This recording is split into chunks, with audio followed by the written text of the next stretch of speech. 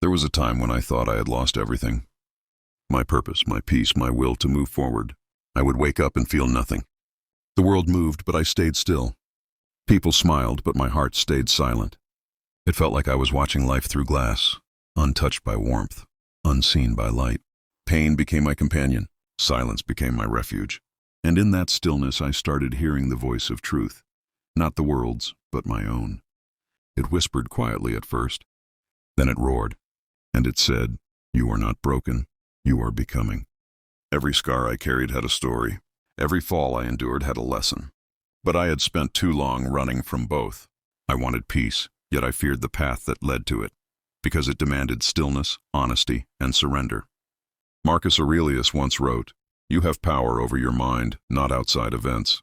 Realize this and you will find strength." I read that line 1,000 times before I understood it. The world had never been my enemy. My own thoughts were. I blamed others. I blamed fate. But deep down, it was my own resistance that chained me to suffering. We cannot control what happens, but we can always choose how to respond.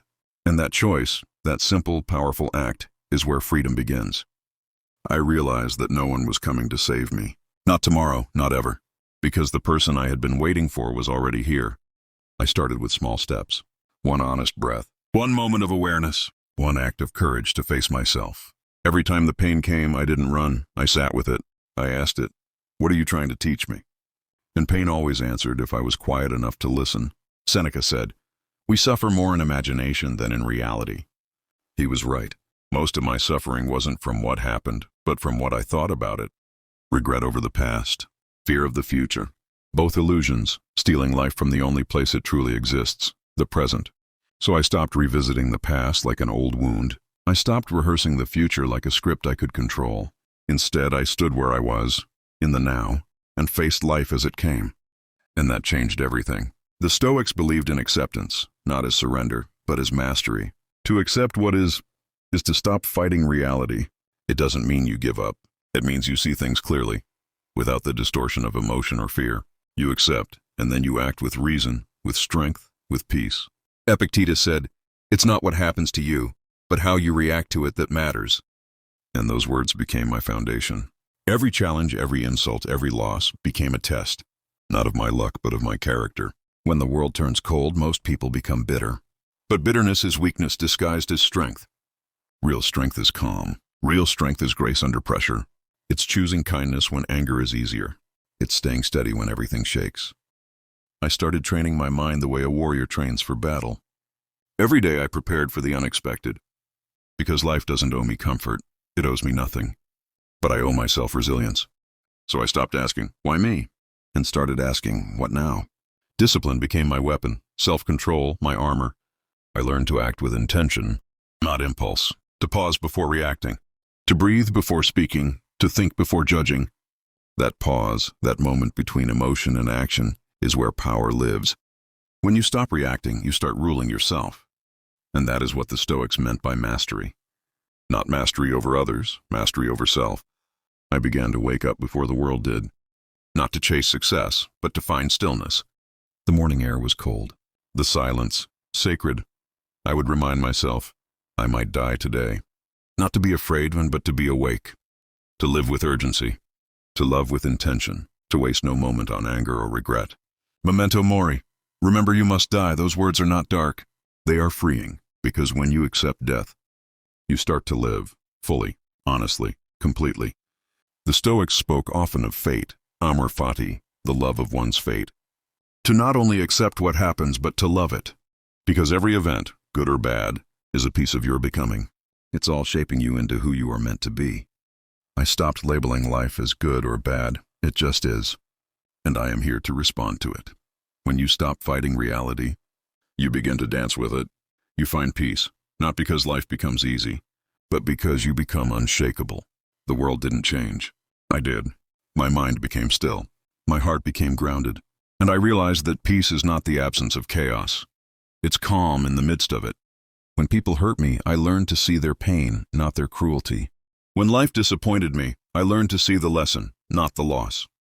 And when I failed, I learned to see progress, not punishment. I learned that solitude is not loneliness. It's sacred space and where you meet yourself. It's where you stop pretending and start becoming. Most people fear being alone because they can't stand their own thoughts. But the Stoic walks alone, not because he must, but because he chooses to.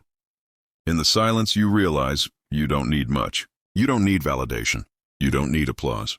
You only need alignment between what you think, say, and do. That is integrity. That is peace. Marcus Aurelius ruled an empire and still wrote, "Waste no more time arguing about what a good man should be one." Those words cut through all excuses. It reminded me that virtue isn't in words, it's in action. You become strong by doing what is right, even when no one sees, even when it costs you. And sometimes it will cost you everything. People will misunderstand your calm for coldness, your silence for weakness, your discipline for pride. But let them. Because you don't live for approval. You live for truth. A Stoic does not chase attention. He cultivates presence. He doesn't demand respect. He earns it through consistency. He doesn't fear the storm. He becomes the storm. Over time, I began to see that strength isn't loud. It's quiet. It's in the man who stays kind when the world turns cruel. It's in the woman who keeps walking when no one believes in her. It's in the heart that forgives when it has every reason to hate. Pain became my teacher. Failure became my foundation. Discipline became my freedom. And peace, my ultimate rebellion. I learned that control is not power. Surrender is. Not the surrender of giving up, but the surrender of trusting the flow of life. Whatever happens, happens for you, not to you. Every loss makes room for strength. Every ending carries a beginning. So when the world feels heavy, remember this. You were not sent here to escape pain. You were sent here to transcend it, to rise through it, to find stillness in motion and light in the darkness. You are not what happens to you. You are what you choose to become. And when you realize that, you are free. Now, when I look back at the darkness I once feared, I no longer see pain. I see transformation. The storms didn't break me, they built me. The silence didn't destroy me, it revealed me. And the pain I once cursed became the reason I found peace. There will be more storms, more losses, more moments where you'll want to give up. But remember, you've survived every dark night so far. You have walked through fire before, and you are still here, still standing, still breathing. That is not weakness. That is proof of your strength. So hold the line, stay grounded, breathe through the chaos. And when you forget your power, return to silence. Because peace is not something you find. It's something you build, inside, day by day, moment by moment. Be unshaken by what you cannot control. Be guided by what you can, your mind, your actions, your heart. And remember, no one can take from you what you do not surrender. The world will test you, but you are ready. You have everything you need, right here within. Your strength, your discipline, your calm, and above all, your peace.